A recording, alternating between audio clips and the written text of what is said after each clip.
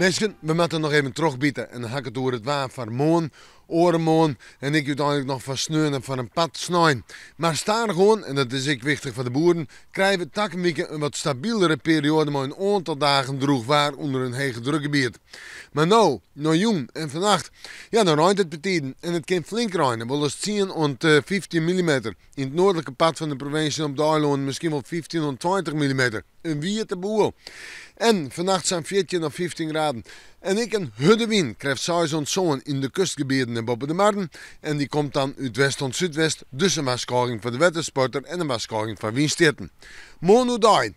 We beginnen maar aan. Let op het wordt het droog.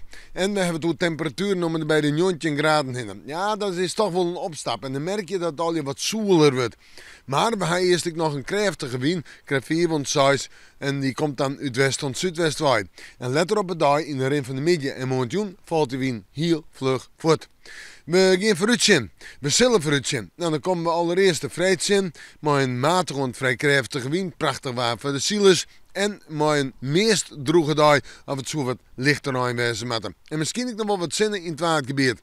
En dan terug naar de temperatuur van vrij 20 graden. Sneeuw en sneeuw, 21 graden, een aantal buien, misschien wel met tonger, meer en dergelijke zinnen. En dan wordt het zoel waar en dan hebben we de simmertemperaturen te pakken. Nou, we moeten morgen maar weer even in het waarschuwen.